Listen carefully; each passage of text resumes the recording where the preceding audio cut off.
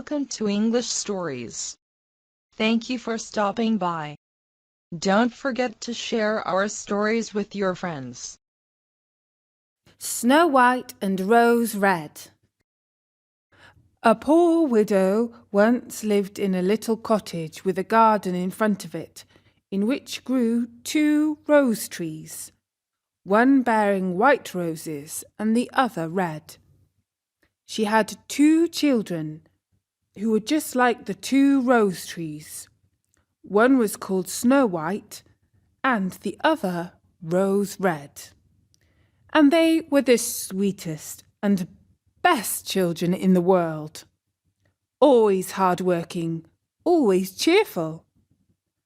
But Snow White was quieter and more gentle than Rose Red. Rose Red loved to run about the fields and meadows and to pick flowers and catch butterflies. But Snow White sat at home with her mother and helped her in the household, or read aloud to her when there was no work to do. The 2 children loved each other so dearly that they always walked about hand in hand. And when Snow White said, "We will never desert each other," Rose Red answered, "No, not as long as we live." And the mother added, "Whatever one gets, she shall share with the other." They often roamed about in the woods, gathering berries, and no beast threatened to hurt them. In fact, animals loved and trusted the 2 girls. The little hare would eat a cabbage leaf from their hands. The deer grazed beside them. The stag would bound past them merrily, and the birds remained on the branches and sang to them with all their might. No evil ever befell them. If they stayed late in the wood and night overtook them, they lay down together on the moss and slept till morning, and their mother knew they were quite safe and never felt anxious about them. Once, when they had slept all night in the wood and had been wakened by the morning sun, they saw a beautiful child in a shining white robe sitting close to their resting place. The figure got up, looked at them kindly, but said nothing and vanished into the wood. And when they looked around them, they realized that they had slept quite close to a deep crater in the ground. If they had gone a few steps further in the darkness, they would have fallen into it. When they told their mother of their adventure, she said what they had seen must have been the angel that guards good children. Snow White and Rose Red kept their mother's cottage so beautifully clean and neat that it was a pleasure to go into it. In summer, Rose Red looked after the house, and every morning before her mother awoke, she placed a bunch of flowers before the bed. From each tree, a rose. In winter, Snow White lit the fire and put on the kettle, which was made of brass, but so beautifully polished that it shone like gold. In the evening, when the snowflakes fell, their mother said, "Snow White, go and close the shutters." And they drew round the fire, while the mother put on her spectacles and read aloud from a big book, and the 2 girls listened and sat and span. Beside them on the ground lay a little lamb, and behind them perched a little white dove with its head tucked under its wings. One evening, as they sat cosily together, someone knocked at the door as though he wanted to come in. The mother said, "Rose Red, open the door quickly. It must be some traveller seeking shelter." Rose Red hastened to unbar the door and thought she saw a poor man standing in the darkness outside. But it was no such thing, only a bear who poked his thick black head through the door. Rose Red screamed aloud and sprang back in terror. The lamb began to bleat, the dove flapped its wings, and Snow White ran and hid behind her mother's back. But the bear began to speak and said, "Don't be afraid, I won't hurt you. I'm half frozen and only wish to warm myself a little." "My poor bear," said the mother, "lie down by the fire, only take care you don't burn your fur." Then she called out, "Snow White and Rose Red, come out. The bear will do you no harm. He is a good, honest creature." So they both came out of their hiding places, and gradually the lamb and dove drew near too, and they all forgot their fear. The bear asked the children to beat the snow a little out of his fur, and they fetched a brush and scrubbed him till he was dry. Then the beast stretched himself in front of the fire and growled quite happily and comfortably. The children soon grew quiet at their ease with him, and teased him and played with him quite roughly. They tugged his fur with their hands, put their small feet on his back, and rolled him about here and there, or took a hazel wand and beat him with it, and if he growled they only laughed. The bear submitted to everything with the best possible good nature. "Oh, children, spare my life. Snow White and Rose Red, don't beat your lover dead." When it was time to retire for the night, and the others went to bed, the mother said to the bear, "You can lie there on the hearth. In heaven's name, it will be shelter for you from the cold and wet." As soon as day dawned, the children led him out, and he trotted over the snow and into the wood. From this time on, the bear came every evening at the same hour and lay down by the hearth and let the children play what pranks they liked with him. And they got so used to him that the door was never shut till their friend had made his appearance. When spring came and all outside was green, the bear said one morning to Snow White, "Now I must go away, not return again the whole summer." "Where are you going to, dear bear?" asked Snow White. "I must go to the wood and protect my treasure from the wicked dwarfs. In winter, when the earth is frozen hard, they are forced to remain underground, for they can't work their way through. But now, when the sun has thawed and warmed the ground, they break through and come up above to spy the land and steal what they can. Anything that falls into their hands and into the caves is not easily found again." Snow White was quite sad that their friend was leaving, and when she unbarred the door for him, the bear, stepping out, caught a piece of his fur in the door knocker, and Snow White thought she saw glittering gold beneath it.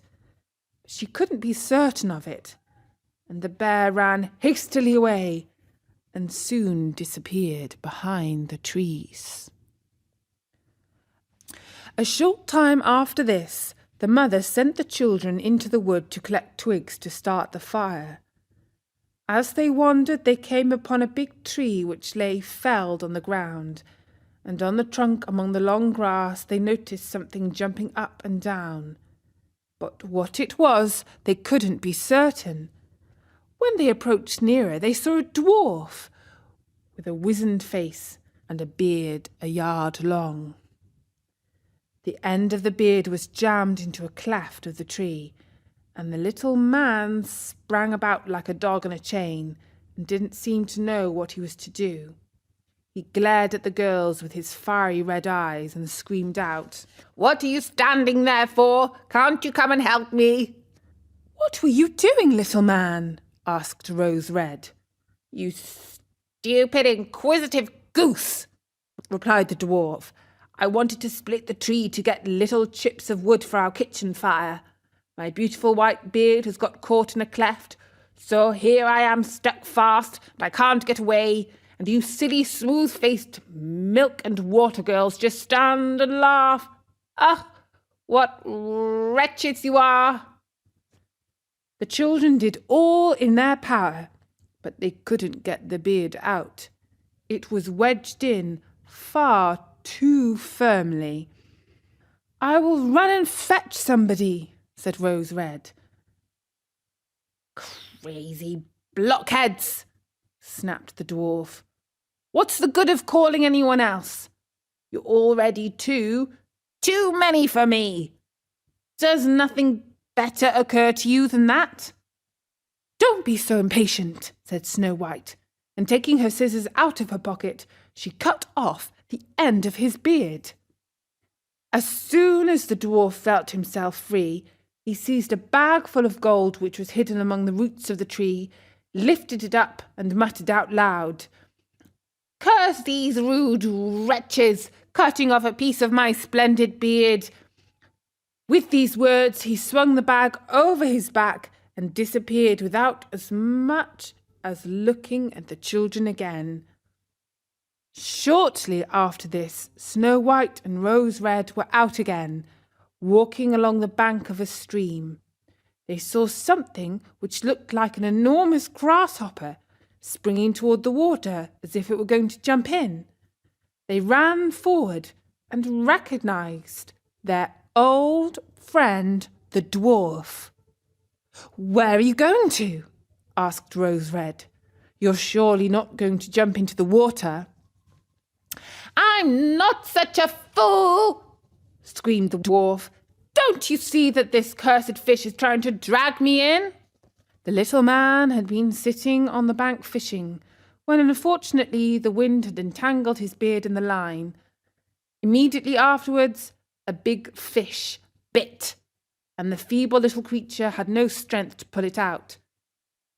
The fish dragged the dwarf toward him. He clung on with all his might to every reed and blade of grass. The girls came up just in the nick of time, held him firm, and did all they could to free his beard from the line, but in vain. Beard and line were in a hopeless muddle. All they could do was to take out the scissors again to cut the beard.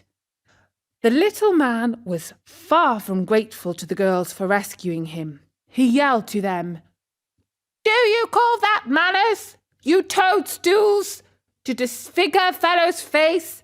It wasn't enough that you shortened my beard before, but you must now cut off the best bit of it." Then he fetched a sack of pearls that lay among the rushes, and without saying another word, he dragged it away and disappeared behind a stone. It happened that soon after this, the mother sent the two girls to the town to buy needles, thread, laces, and ribbons. Their road led over a heath where huge boulders of rock lay scattered here and there. While trudging along, they saw a big bird hovering in the air, circling slowly above them, but always swooping lower till at last it settled on a rock not far from them. Immediately afterward they heard a sharp, piercing cry. They ran forward and saw with horror that the eagle had pounced on their old friend the dwarf and was about to carry him off. The tender-hearted children seized hold of the little man and struggled so long with the bird that at last he let go his prey. When the dwarf had recovered from the first shock, he screamed in his screeching voice, "Couldn't you have treated me more carefully? You have torn my thin little coat all to shreds." Then he took a bag of precious stones and vanished under the rocks into his cave. The girls were used to his ingratitude and went on their way and did their business in town. On their way home, as they were again passing the heath, they surprised the dwarf pouring out his precious stones on an open space, for he had thought no one would pass by at so late an hour. The evening sun shone on the glittering stones, and they glanced and gleamed so beautifully that the children stood still and gazed on them. "What are you standing there gaping for?" screamed the dwarf, and his ashen grey face became scarlet with rage. He was about to go off with these angry words when a sudden growl was heard, and a black bear trotted out of the wood. The dwarf jumped up in great fright, but he hadn't time to escape down his hole, for the bear was already close to him. Then he cried in terror, "Dear Mr. Bear, spare me! I'll give you all my treasure. Look at those beautiful precious stones lying there. Spare my life! What pleasure would you get from a poor feeble fellow like me? You won't feel me between your teeth. There, lay hold of these two wicked girls. They will be a tender morsel for you, as fat as young quails. Eat them up, for heaven's sake." But the bear, paying no attention to his words, gave the evil little creature one blow with his paw, and he never moved again. The girls had run away, but the bear called after them, "Snow White and Rose Red, don't be afraid. Wait, and I'll come with you." Then they recognized his voice and stood still, and when the bear was quite close to them, his skin suddenly fell off, and a beautiful man stood beside them, all dressed in gold. "I am a king's son," he said, "and have been doomed by that unholy little dwarf who had stolen my treasure to roam about the woods as a wild bear till his death should set me free. Now he has got his well-merited punishment." In due course, when the girls were old enough, Snow White married the prince who had been a bear, and Rose Red, his brother, and they divided the great treasure the dwarf had collected in his cave between them. The old mother lived for many years peacefully with her children, and she carried the 2 rose trees with her, and they stood in front of her window, and every year they bore the finest red and white roses.